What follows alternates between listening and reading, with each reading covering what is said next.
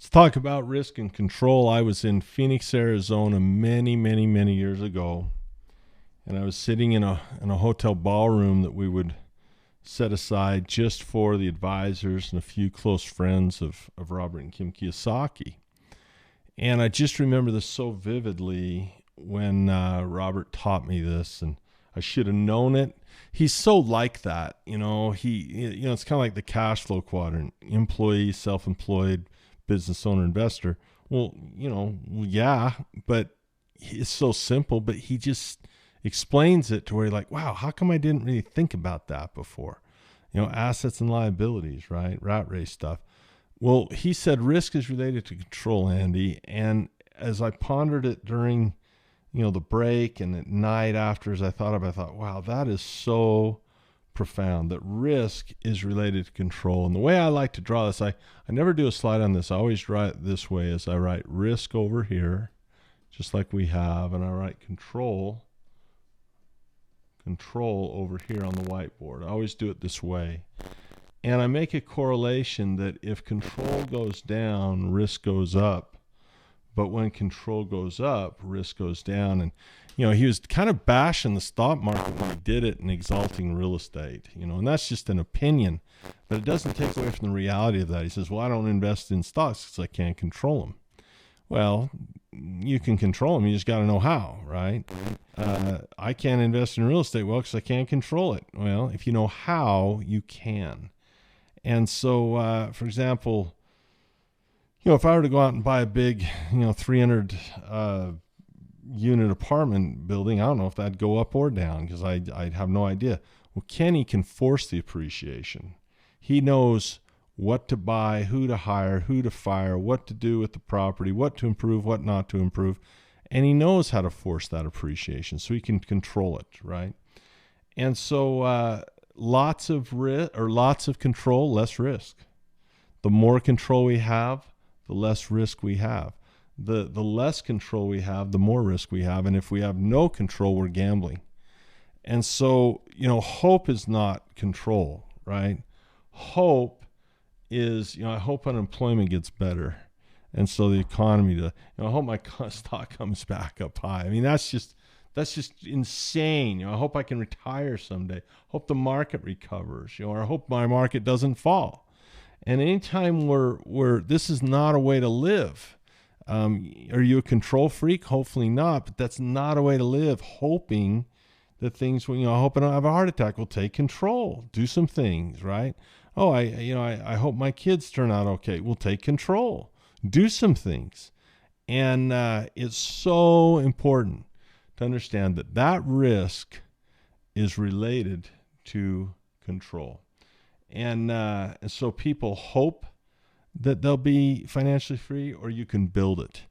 And part of the 4 pillars of investing is, if you will get with your coaches and follow this program, we feel we can be, some bricks in that solid foundation that you're going to build.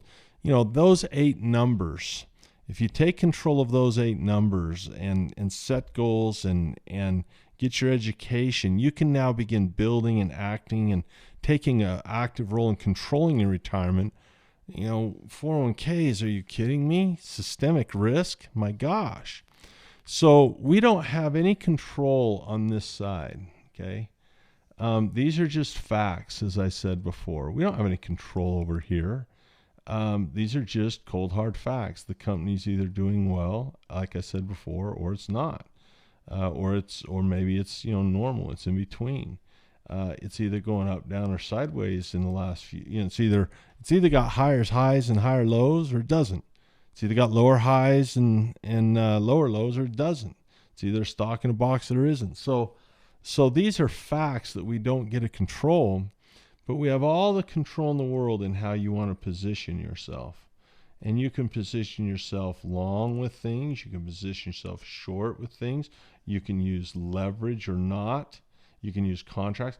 All these things that you have control over, you get to do. And the buy and holder doesn't take any control over that.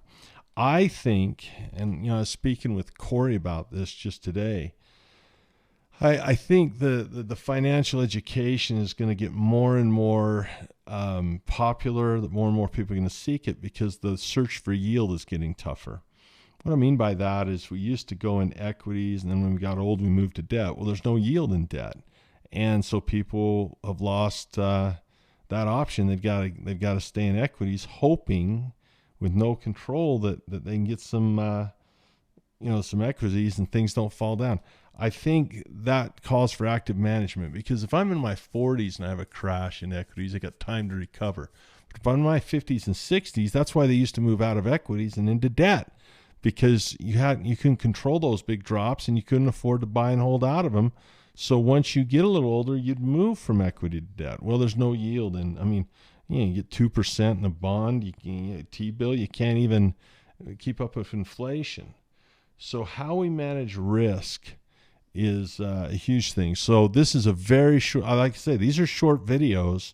They're short concepts, but I'm telling you, they're huge concepts. When Robert told me that for the first time, risk is related to control, it's not just about stocks, it's about my life. When I think about business control, I'll give you an example.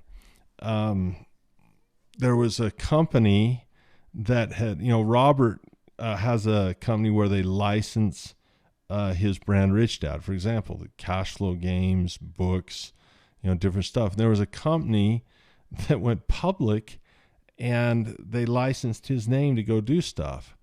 And it just killed me, because every 2 years they had to go to him on his hands and knees and say, will you renew the license?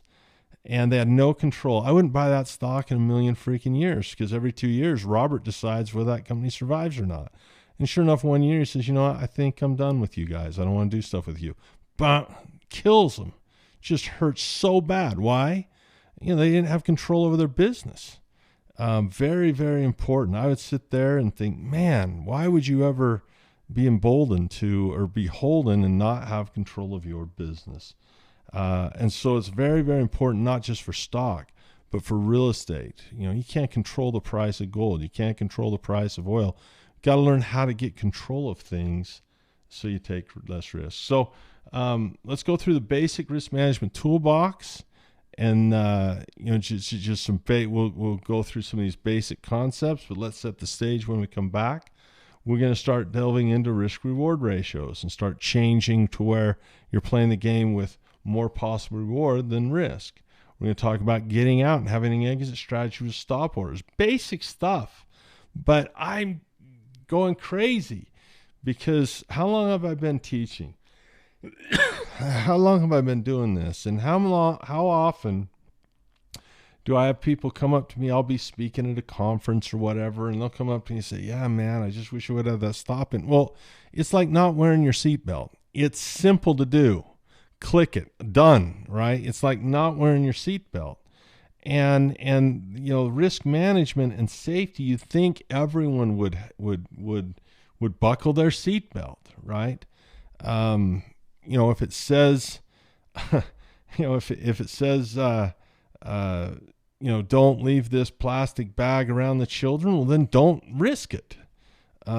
Take control of it. Cut the thing up, put it in the recycle bin, and get it outside where the baby can't get it.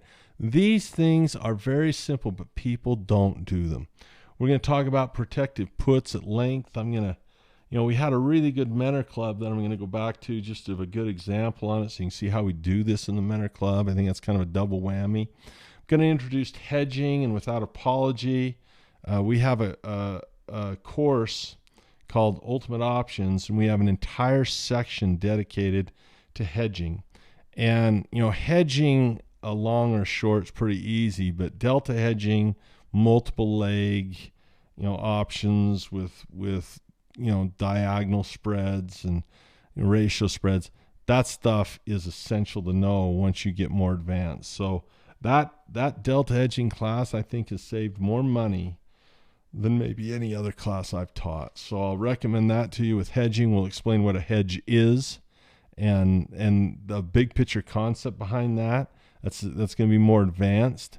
And then, I'll give a mention in non-correlating assets. I'm not going to spend a lot of time on it, but I'll talk a little bit about it.